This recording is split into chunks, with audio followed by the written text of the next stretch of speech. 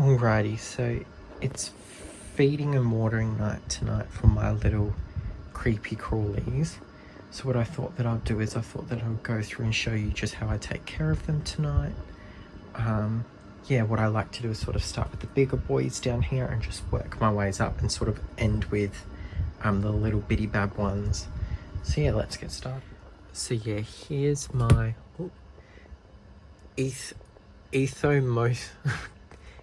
Ethmostigmus rubripes, Australian giant rainforest centipedes eclosia. This one's a tiger variant. And then what I usually do is I have my like little cricket bin and then several water jugs, all for different filling needs. And then of course how I set you guys up. So yeah, that's his little enclosure.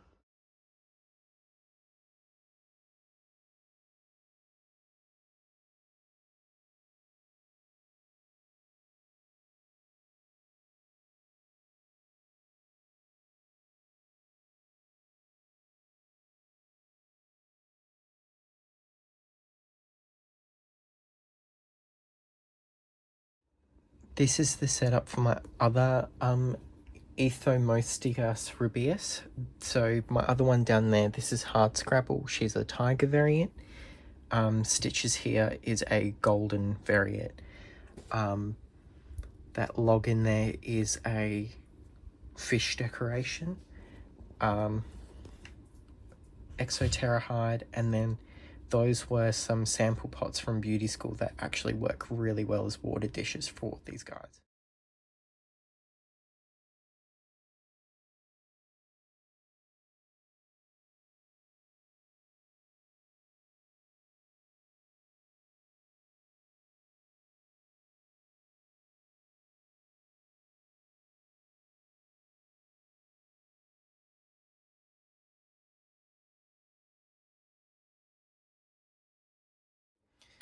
Alrighty, so here's the Macropanestia rhinoceros setup that I've got for them. This is just some old like gum leaves that I find when I take my dog out for a walk. Just make sure that you know that the park that you're like taking them from doesn't use any pesticides in that area, etc, etc. And then I also like to chuck in a little bit of carrot in there for them. So all of like my herbivores, I guess we're going to call them, I don't really have a routine with them, but in terms of like all of this stuff, what I usually do on a Sunday every fortnightly is feed the carnivorous ones and water, but then for the herbivores I just sort of play by ear, have a look at what's rotting, and then like top up carrot when needed, because often like carrots go with dinner, for example, so there's always going to be like butts of it, or I just cut up a carrot really. So all these guys get is just like a little bit of a light mist like so.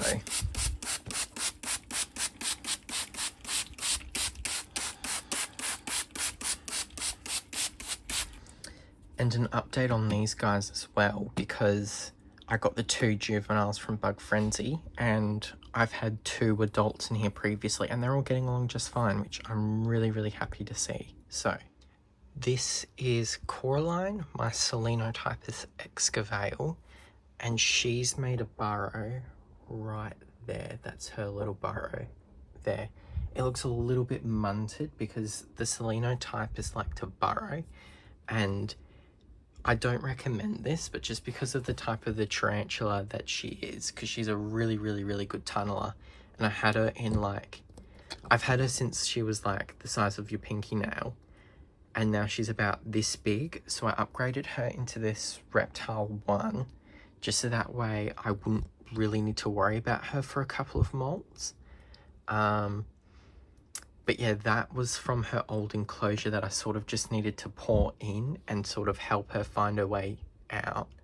And she's just made an old burrow using probably her old web. Yeah, so she gets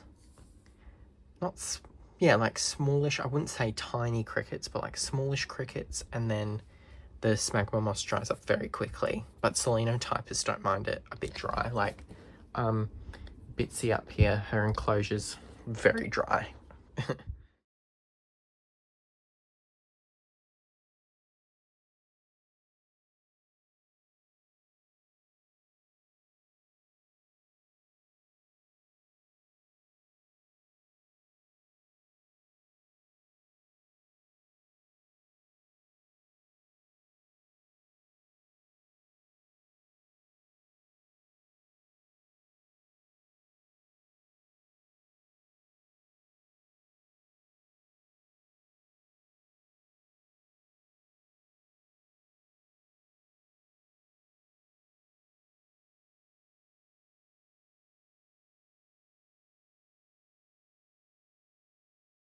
Alrighty, so in here is Puppy by Selenocosmia stirlingi, or stirlingi hog, I've seen these being called sometimes. She might be, it might be a bit hard to see because of the camera and the web, but she's made this lovely burrow all the way around, and it kind of like loops around in the middle of the back somewhere and then just pops up here. Let's see.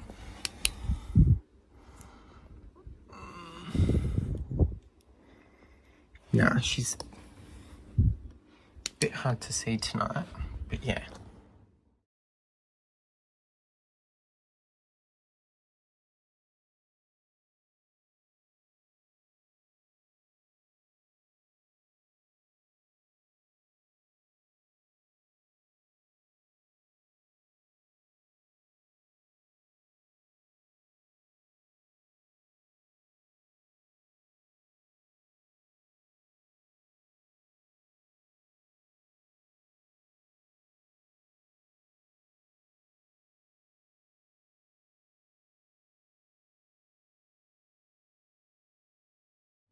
Alrighty, now we move on to some for my scorpions.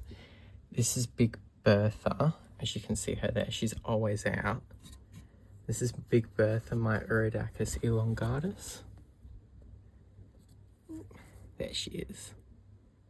I always like to show her off because she's always out like this. I call her my little excavator because she's always doing some like home renovations around here. Yeah.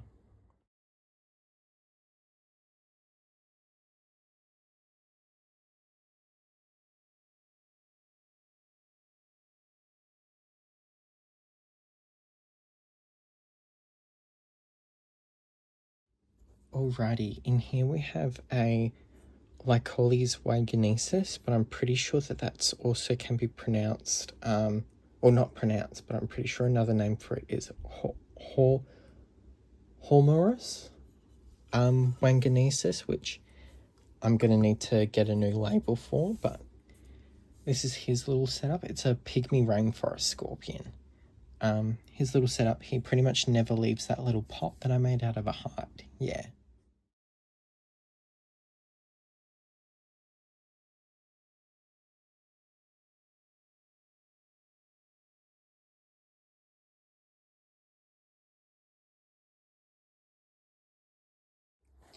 This is my first ever tarantula, a Selenotypus species 4. This is Bitsy. I'm gonna try and see if you can, because she's just this massive tunneler. Where is she? Well, that is a good question. Where is she? Oh, wait. Hang on, I'm not sure. But she's like along here.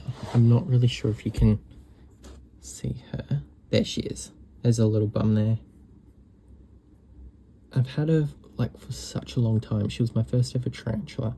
I can't remember exactly when I got her though.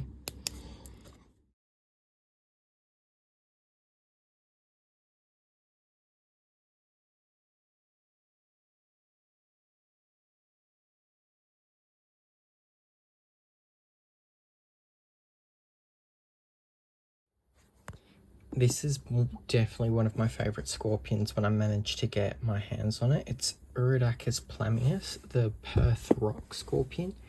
I just have this little tiny hide that is used for like baby lizards and stuff like that, that you would find them in the reptile section. And I'm pretty sure this is actually a fighting fish plant. Little water dish, again the sample pots that I stole from beauty school. And she is somewhere in a cave. Hang on. Alrighty. Ooh.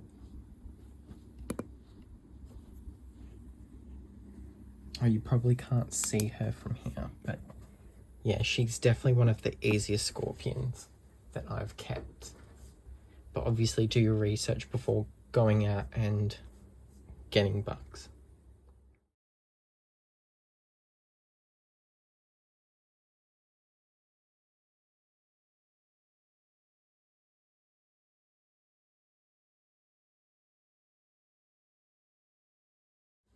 So this tiny little scene is my pholigus species nunn, and she's right there, as you can see, and I've actually just discovered that she's just molted, which I kind of had a sneaky suspicion looking at where she's like parked herself and how she's made her burrow.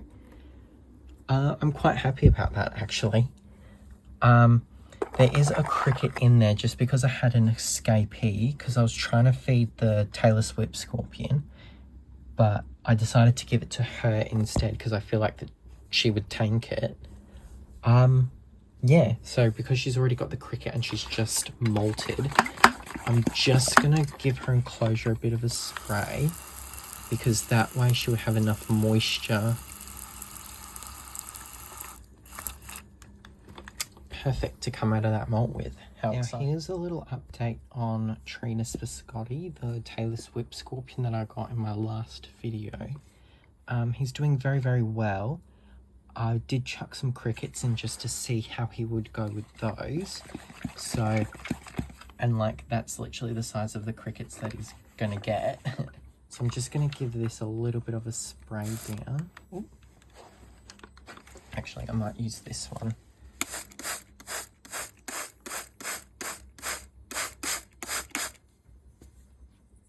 Alrighty, so here are 4 Urodacus elongatus babies. Funny enough, these are actually big Bertha's babies. I have a feeling that I might have bought her pregnant, because she just randomly had babies for me one time. I just noticed that she stopped eating, and I was getting a bit anxious for her, but then she just sort of sat there and dropped some eggs for me. Not eggs, but she just dropped some babies for me, and she had about 8, but obviously given the animals that they are, I managed to have 4, and I know that you can't really tell at that size, but I have a sneaky suspicion that it's 2 males, 2 females, which I'm quite happy about. And what I just do for these little guys is I have a box of like really tiny crickets, and I just sort of shake them up to disturb them, and then I just open the corner like that and let them fall in.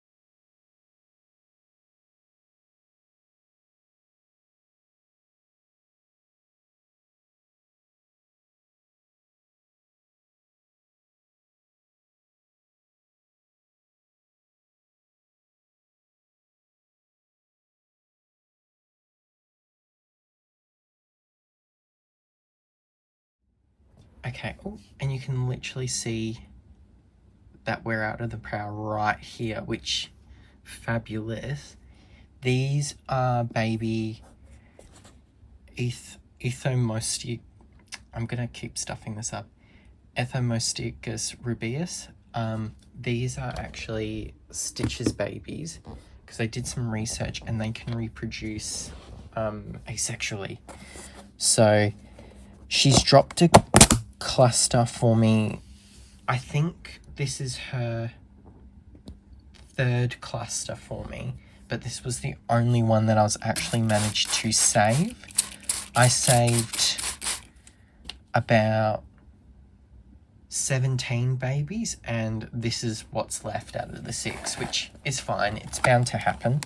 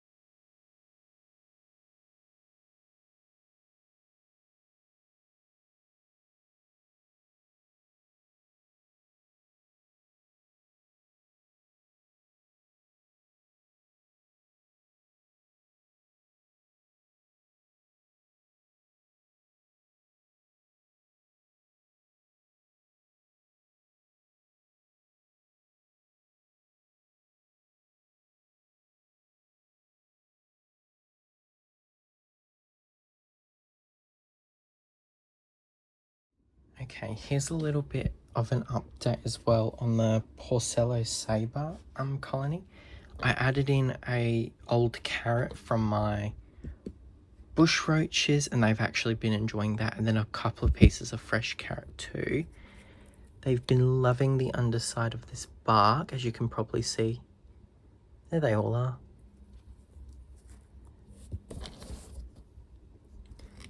They've been loving this little setup that I've given them. Oh, shit. There you are. There's one right there. And they've been hiding in all the little nooks and crannies that I'm providing for them. So since I'm just giving them this to sort of eat on, the liver flitter, the carrots, and the bark, I'm just going to give them a spray. And then I also have a springtail colony that's just going to get sprayed as well, because they get fed pretty much the same thing as these guys, the old carrots. They're also going to get, if these guys don't eat crickets, I'm going to move the dead crickets and feed them to this. It's like, because they're detrivores and decomposers. So yeah.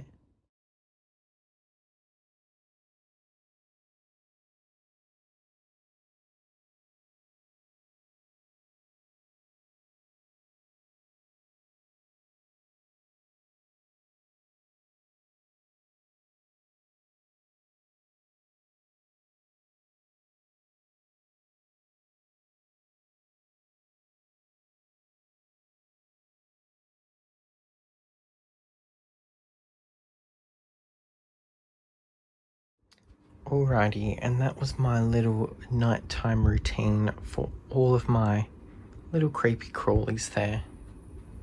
And my whole entire bug setup right there. Let's see.